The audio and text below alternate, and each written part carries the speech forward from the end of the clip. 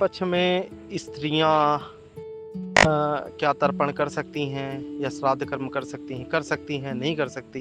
अगर कर सकती हैं तो क्यों, और नहीं कर सकती हैं तो भी क्यों?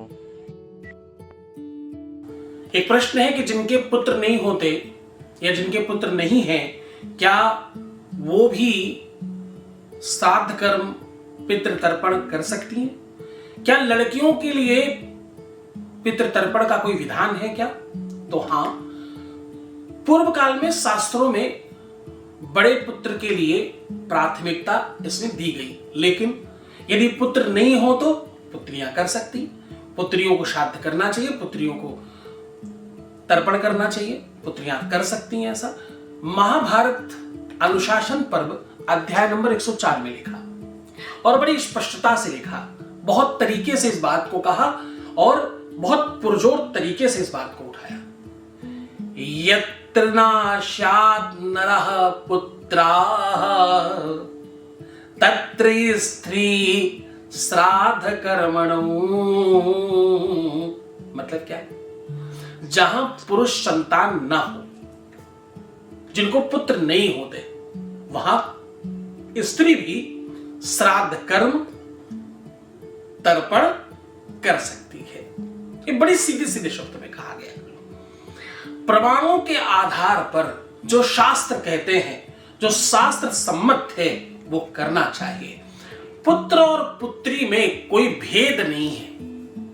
पुत्र और पुत्री दोनों ही एक ही कोख से हैं। पूनाम नरकस्त्राणाम त्रायते सपुत्रा, पूनाम नरकस त्रीनाम त्रायति सपुत्री। तो दोनों का मतलब बहुत सिमिलर है, दोनों का मीनिंग बहुत सामान्य है, एक ही जैसी बात है, खास अंतर। विष्णु धर्म सूत्र अध्याय नंबर 22 में लिखा, मैंने आपके लिए निकाला क्योंकि ये बहुत महत्वपूर्ण बात है। कुछ कुतर्की इसमें कुतर्क करने लगेंगे तो उन कुतर्कियों के लिए आपको जवाब दे रहा हूं। पुत्रा भावे पुत्री व भातृपत्नी व श्राद्ध कुर्यात्। यदि पुत्र ना हो, पुत्र का अभाव हो, तो पुत्री या भाई की पत्नी अथवा आपकी अपनी पत्नी भी श्राद्ध कर्म कर सकती है। उसको यह अधिकार शास्त्रों ने दिया हुआ है। श्राद्ध कर्म करना कोई दूषित कार्य नहीं है। उस भावनात्मक भाव का ओतप्रोत होना है जिसमें उस भावना को सर्वोपरि रखा गया है। याज्ञवल्क्य स्मृति अध्याय नंबर 1 श्लोक नंबर 217 में लिखा। इसी संदर्भ में, इसी विषय पर पुत्रियों को इतना कम क्यों आंका गया है, उसका कारण है पढ़ा नहीं गया।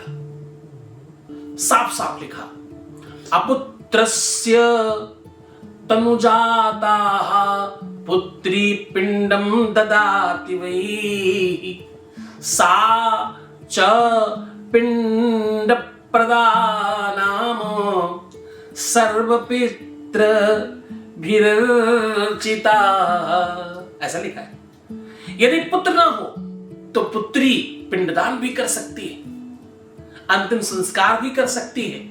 ऐसी पुत्री को पिंडदान या पिंड प्रदा कहा जाता है और पितर उससे तृप्त होते हैं। पितरों को वो भाग मिल जाता है, ऐसा धर्मशास्त्रों में कहा गया। पुत्र और पुत्रियों को बराबर अथवा परस्परता में पुराणों ने कोई कमी नहीं रखी। पुराणों में इसमें कुछ भी कम नहीं लिखा, न पुत्र को कम बताया न पुत्री को कम बताया। गरुड़ पुराण पूर्व खंड अध्याय नंबर 19 में लिखा, क्या लिखा? बोले श्रद्धा श्राद्धया, बोले श्रद्धा अथवा श्राद्धया कुरुते यत्तत्तु कन्या वा विधवा स्त्रिया पितॄणां तृप्तिदं प्रोक्तं न तत्र विधिरिष्यते। यदि पुत्र ना हो, पुत्र का अभाव हो, पुत्र कहीं ऐसी जगह हो जहां वो पिंडदान अथवा श्राद्ध कर्म नहीं कर सकता, तो पुत्री या विधवा स्त्री, भगनी अथवा बुआ अथवा आपकी बेटी की बेटी भी श्रद्धा पूर्वक श्राद्ध कर सकती है। वह पितरों को तृप्त करने वाला श्राद्ध होगा और पितरों को उसका भाग मिलेगा। अभाव में प्रभाव और प्रभाव में अभाव का दर्शन है। पुत्र और पुत्री क्या एक ही कोख में पलने वाले दो बच्चे हैं। एक दक्षिण कक्ष में है, एक वाम कक्ष में है। हाँ, एक दाहिनी तरफ पलता है, एक बाईं तरफ पलता है, बस इतना सा फर्क है। शास्त्रों ने श्राद्ध और तर्पण में पुरुष वंशज को प्रधानता कहीं कहीं ज्यादा दी है थोड़ी, लेकिन इसका मतलब यह नहीं है कि उनको ही दी है। कहीं वह निषेध की हुई स्त्रियों को भी बराबरी देते हैं। महाभारत, विष्णु, धर्मसूत्र, याज्ञवल्क, स्मृति और गरुड़ पुराण सभी में स्पष्ट उल्लेख है कि यदि पुत्र ना हो, पुत्र के अभाव में पुत्री भी, भ्रात पत्नी यानी भाई की पत्नी भी, अथवा विधवा स्त्री भी, अथवा बेटी की बेटी भी श्राद्ध से तर्पण करे, श्रद्धा से तर्पण करे, श्राद्ध कर्म करे, पिंडदान करे, तो पितरों को प्राप्त होता और तृप्त करता है।